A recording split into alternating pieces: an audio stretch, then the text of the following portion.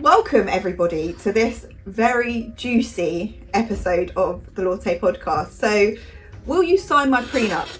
Doesn't have quite the same ring to it as will you marry me. However, they are a very useful and versatile agreement that many couples choosing to get married have.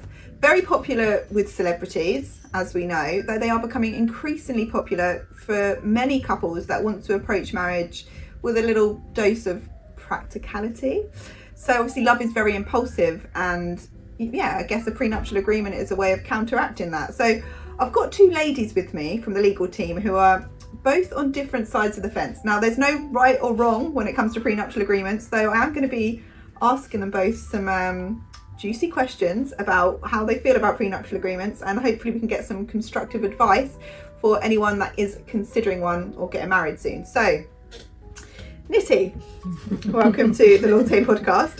Thank you. So, and just for everyone out there, so a prenuptial agreement basically is an agreement that sets the financial matters of your future down in a, I want to say legally binding though, we'll get to that later, but that reflects the intentions of the parties when entering a marriage. So it's important that you both have independent legal advice, and this is then drafted by a solicitor, and that takes care of financial matters should the marriage break down. So Nithi, how would you feel if your partner wanted to have a prenuptial agreement? How would you feel about signing it?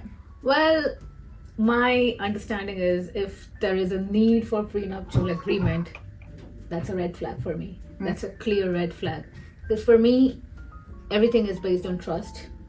And I know I'm not going to be I'm not going to be romantic and say, oh, love is enough for everything and all of that. No, I'm not saying that. But at the same time, for me, if you can't trust someone, you don't have to be with that person. But for that doesn't mean you have to secure your asset and everything, because you don't know in the future if I have kids and everything. You own me things. I have to take things from you. So I don't need any prenuptial agreement. That's what I believe. Fair enough. So you'd see it as a red flag. So if your partner came to you and wanted you to sign a prenuptial agreement, you'd say hell to the no, I'm enough. This is 100%. I'm more than enough, not just enough. So for me, so if you have the need to bring that up, I would be like, you know what, I think I deserve better, and I'll leave that place and him. Okay, fair. And to be fair, you know, it's a way that a lot of women do respond to being asked for it to sign a prenuptial agreement, and I can relate and I can understand to a degree that why you would feel that way. Now, Lavi, can I ask you the same question? How would you feel if your partner asked you to sign a prenuptial agreement? In terms of practicality of the entire thing, of the entire setting, I believe as long as you're able to communicate openly with the other person, because you also would want some sense of security or assurity, as long as you are able to talk about the topic itself, I think that's a good thing. Because sometimes both parties agree for prenup, and sometimes it's just the one person imposing their thoughts, their beliefs, or their insecurities on the other. Like Nithi said, if the person is straight up bringing the papers in front of me and they're like, you know what, we are going to do this, then of course why am I with you? I would not want that, right? As long as we are able to communicate and we both want it, then I think it is okay. For me.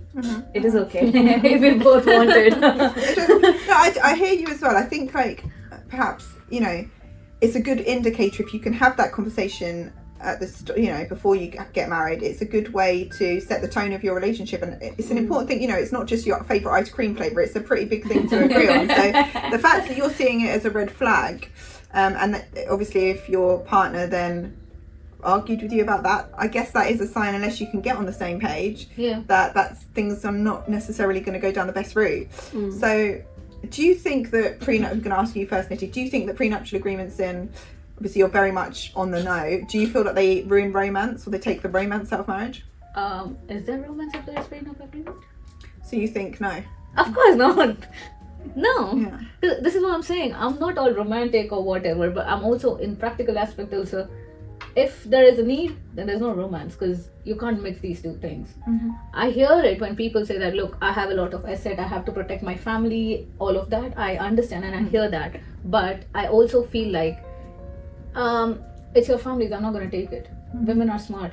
They can do things for themselves. They don't want your things. They don't want. you call them gold diggers and everything, that's fine, but women are smart as well, so they can, if they want it, they'll take it anyway. So the prenup is not required. Yeah, so she doesn't need a prenup, she'll take it anyway. No, and I do understand this sense as well. Something that we were discussing is that, if you do get married as a woman and then you have the children, say you sign a prenuptial agreement and then you go into that marriage and then you end up like having children, you pause your career for that, and then 5 years down the line things don't work out, and then you've spent that 5 years raising children, and then this prenuptial agreement, almost is like, hey, I'm gonna have my cake and eat it. It's like, so I do hear you. Lavi, how do you feel that do you feel like being asked to sign a prenuptial agreement affects the romance at all, or not? Again, for me, it all comes down to communication before getting into marriage. Communication is sexy. Yeah, that's what I'm saying. If I'm not comfortable, or if I'm sensing the other person is not comfortable, while just talking about the topic, we are not even discussing the assets per se, but we are just bringing up the topic, hey, what do you think about it? And if they are like, oh, you know what, and their behavior, their tone can tell you everything, whether how secure they are in themselves.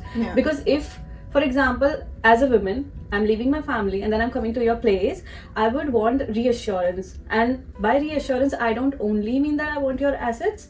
I want that there is going to be love, there is going to be emotional aspect to the relationship, because unless there is emotional aspect, there is no romance. And I'm sorry, I'm not going to bed with you if there is no romance. I am not. I hear you, girl. I hear you. Because no, that's just not how it works, especially when women are intelligent enough these days.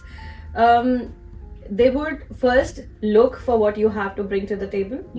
And if you literally have got nothing, first of all, you're not in our lives. But if you are like kind of in between, then we'll also behave the same way. So they say women reciprocate, right? And I do have to say, like what you just mentioned there is something that women, I think, naturally find sexy about a man that can provide. And that doesn't say that you can't provide for yourself. It's just like a manly thing, like, I'm going to take care of business. And I think maybe perhaps that's what you're hinting at. And actually, as a woman, you would never feel embarrassed to say that I love to be pampered, I want you to give me gifts. I like to know. Yeah. If a man can say that, I would sign 100 prenups. Do that, and I will sign everything I can. Yeah. If a man can say that I want to be treated as a prince, I'm leaving this country. So gift her and she might sign the prenup. So actually, I'm going to ask the sort of final question here. Nithi, like, obviously you're not a fan of prenups, but if your partner was to bring up the subject, how would you like to be approached about the conversation? For me, if it is there in your mind, if you're thinking about it, I would expect you to just be upfront with me. So whenever we're talking about future decisions, be it marriage, dating, or whatever, maybe just let me know that this is something in my mind. We'll discuss about this in detail in future, but this is something I would want, so that I'm prepared for it. I know that this might come up anytime, anywhere. So just give me, just as Lavi always says, communication. So if you have communicated to me, if you've told me that this might come up, you can do it anytime, but not during any, when I say anytime, not during any time. Obviously, the morning after, while in bed. No, not please have this conversation. Okay, so interesting. So there's one thing you two can agree on. And Lavi, yourself, how would you best like to be approached to have, if your partner wanted to draft a prenup, how would you like to be approached about the conversation? See, I'm very traditional in that sense. For example, if I'm marrying somebody, I should love that person before I marry. Otherwise, I can't marry that person. I can't be happy, and I can't make the other person happy as well. So it's like, for me, it's like predefined thing before I get into a relationship or into a marriage. And then definitely I'll discuss. So when you are, let's say you're going for love marriage, that's when I think the communication is much more open, and you two are the ones to decide.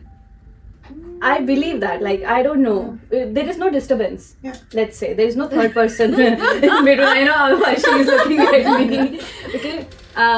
So yeah, I've never thought of it. And for example, if I love somebody initially, I would not always be thinking, what if this question will not be on my mind unless the person gives me a reason to think otherwise.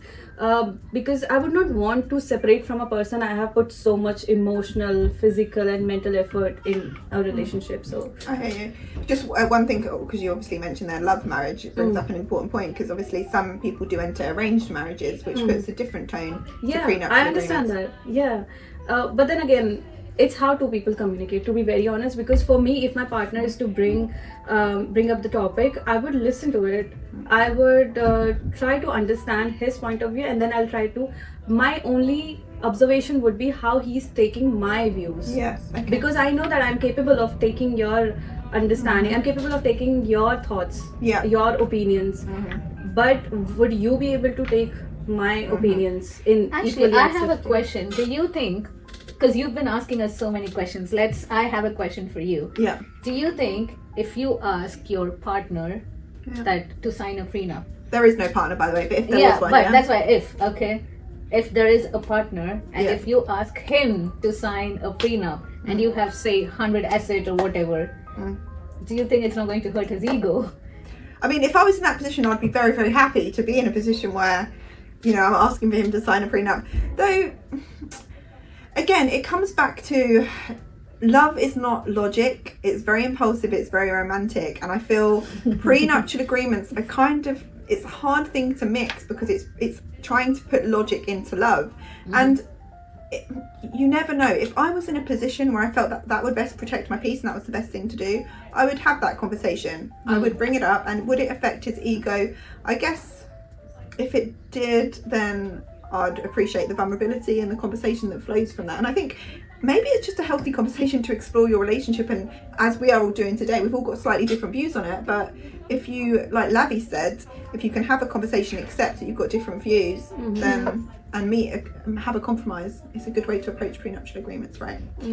So on that note, we will leave this today. We can come back to this at a later date. Thanks everybody for tuning in, and do join us again next week, where we actually have a topic that has been requested a lot this week, which we will reveal to you next week. But thanks for joining, and have a lovely day. Thank you.